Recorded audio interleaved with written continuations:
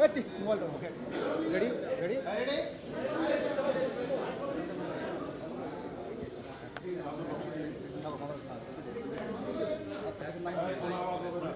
আজকে বাংলাদেশের দিন কারণ মামলায় আমরা দেখলাম যে সেটা প্রিয় সাংবাদিক বন্ধুগণ, আজকে 3টি মামলায় দুটো মামলা ছিল গত 15 বছরের যে গুমের অভিযোগগুলো ছিল, এনফোর্স ডিসঅ্যাপিয়ারেন্স, সেইটার অভিযোগে দুটো মামলা। আরেকটি মামলা ছিল জুলাই মাসের গণ অভ্যুত্থান বা বিপ্লব চলাকালীন সময়ে রামপুরা এলাকায় গুলি করে যে মানুষ হত্যা করা হয়েছিল সেটার ব্যাপারে আরেকটি মামলা ছিল। এই 3টি মামলায় 8ই অক্টোবর ফর্মাল চার্জ দাখিল হয়ে আসামিদের বিরুদ্ধে গ্রেপ্তারি পরোয়ানা জারি হয়েছিল এবং তার প্রেক্ষিতে আজকে আপনারা এত কথা বলে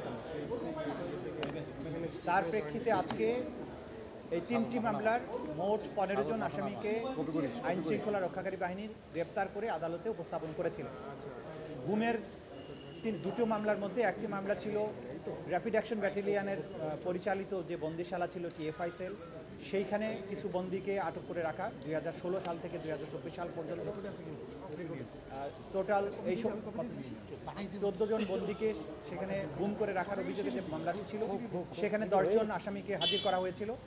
তাদেরকে গ্রেপ্তার দেখিয়ে কারাগারে প্রেরণের নির্দেশ দেওয়া হয়েছে এবং পরবর্তী তারিখ 20শে নভেম্বর ধার্য করা হয়েছে এবং এই মামলায় শেখ হাসিনা সহ জেনারেল তারিক সিদ্দিকী সহ যে সমস্ত আসামি পলাতক আছেন তাদের বিরুদ্ধে পত্রিকায় বিজ্ঞপ্তি দিয়ে হাজির হওয়ার জন্য নির্দেশ দেওয়া হয়েছে।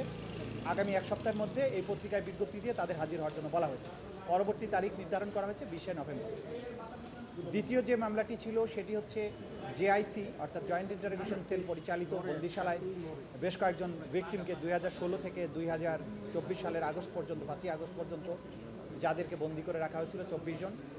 সেই অভিযোগে যে সমস্ত আসামির বিরুদ্ধে মামলা হয়েছিল তাদের মধ্যে 13 জনের বিরুদ্ধে মামলা হয়েছিল, তাদের মধ্যে 3 জনকে আজকে হাজির করা হয়েছিল, বাকি 10 জন পলাতক আছেন।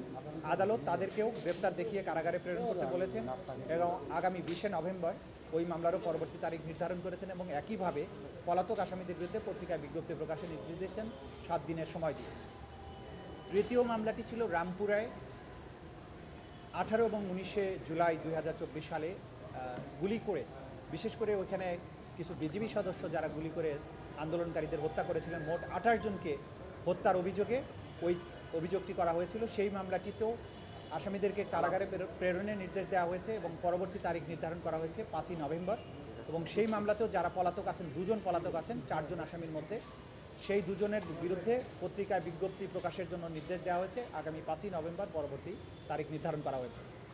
আজকে যাদেরকে উপস্থিত করা হয়েছিল তাদেরকে গ্রেপ্তারের ব্যাপারে বিচারদের সোপর্দ করার ব্যাপারে আইনশৃঙ্খলা রক্ষাকারী বাহিনী যেমন কাজ করেছেন তেমনিভাবে বাংলাদেশের সার্বভৌমত্বের রক্ষক হিসাবে আমরা যাদেরকে মনে করি বাংলাদেশ সেনাবাহিনী, তারা এই আদালতের প্রক্রিয়াকে সাহায্য করেছেন।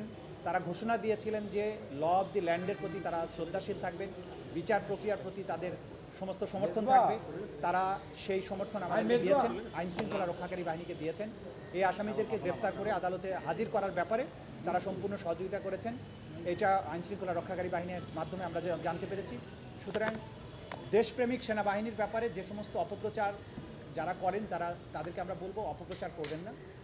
ল অফ দি ল্যান্ড এবং বিচার প্রক্রিয়া একটা রাষ্ট্রের সভ্যতার মাপকাঠি নির্ধারণ করে। একটা রাষ্ট্র কতটা ফাংশনাল আছে সেটা নির্ধারিত হয় সেই রাষ্ট্রের জুডিশিয়ারি কতটা স্মুথলি ফাংশন করে। সুতরাং রাষ্ট্রের বাহিনীগুলো আমাদের এই বিচার প্রক্রিয়াকে সমর্থন করা, তাকে স্মুথলি পরিচালনার ব্যাপারে যেটা করেছেন, এটা প্রসিকিউশনের পক্ষ থেকে আমরা সবাইকে যারা এই প্রক্রিয়াকে সাহায্য করছেন তাদের সবার প্রতি আমাদের কৃতজ্ঞতা জানাচ্ছি। তারা যেমন জুলাই আগস্টে নিরস্ত্র ছাত্র জনতার উপরে যে পরিচালিত হত্যাযজ্ঞের সময় তারা যেমন রুখে দাঁড়িয়েছিলেন বা মাঝখানে ভূমিকা পালন করেছিলেন যেটা জাতি স্মরণ করে, একইভাবে এই যে বিচার প্রক্রিয়া গুমের বিচার প্রক্রিয়ার ক্ষেত্রেও তারা তাদের সহযোগিতা করছেন, আইনের প্রতি তাদের শ্রদ্ধা দেখিয়েছেন। এটাও আমরা এই আজকের এই সময়ে আমরা উল্লেখ করতে চাই। এই পর্যন্ত আজকের আমাদের বক্তব্য ছিল। Thank you. ওনাদেরকে আইনশৃঙ্খলা রক্ষাকারী বাহিনী গ্রেপ্তার করে আজকে আদালতে উপস্থিত করেছে। তারা এখন যেহেতু আজকে আইনজীবীরা হাজির হয়ে তাদের পক্ষে ওকালতনামায় স্বাক্ষরের অনুমতি নিয়েছেন, তারা বলেছেন জামিনের আবেদন করতে চান। আদালত বলেছেন যেহেতু জামিনের আবেদন একটা প্রক্রিয়ার ব্যাপার আছে, প্রথমে ওকালতনামায় তারা সিগনেচার নেবেন, তারপরে নিয়মিতভাবে আবেদন করবেন।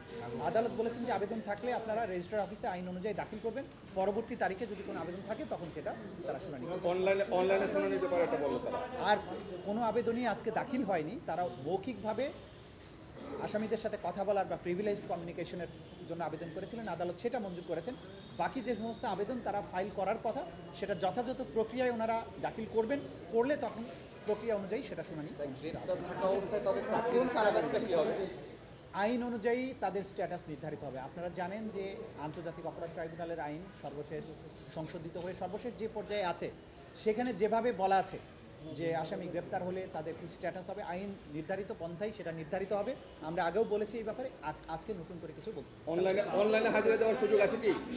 সেটা আদালত নির্ধারণ করবেন, সেটা ভবিষ্যতে যখন আবেদন আসবে বাস্তবতার নিরিখে আদালত যেটা ভালো মনে করবেন, যেটা বিচার প্রক্রিয়াকে স্মুথ করবে, সব কিছু মিলিয়ে কনভিনিয়েন্ট হবে, সেটা আদালতের নির্দেশ অনুযায়ী যা হবার সেটা হবে। ডিভিশন পাবে কি? বাকি বিষয়গুলো কারাগারের বিষয়। আচ্ছা, কারাগারের ব্যাপারে হচ্ছে তাদেরকে কাস্টডিতে প্রেরণের নির্দেশ দেওয়া হয়েছে। কাস্টডিতে প্রেরণ মানে হচ্ছে কারা কর্তৃপক্ষের অধীনে তারা চলে যাবেন। কারা কর্তৃপক্ষ তাদেরকে কোথায় রাখবেন, অর্থাৎ কোন জেলে রাখবেন, কোন সাব জেলে রাখবেন, ঢাকায় রাখবেন না চট্টগ্রামে পাঠাবেন না অন্য কোথাও রাখবেন, এটা অ্যাবসোলিউট অথরিটি কারা কর্তৃপক্ষের, অর্থাৎ সরকারের। আদালতের কাজ হচ্ছে তাদেরকে কাস্টডিতে পাঠিয়ে দেওয়া। কাস্টডিটা মেনটেন করেন রাষ্ট্র বা স্বরাষ্ট্র মন্ত্রণালয় অথবা মোর স্পেসিফিক্যালি কারা অধিদপ্তর। কারণ কারা কর্তৃপক্ষ তাদেরকে কোন কারাগারে রাখবেন সেটা তারাই নির্ধারণ করবে। ভাই একটা বিষয়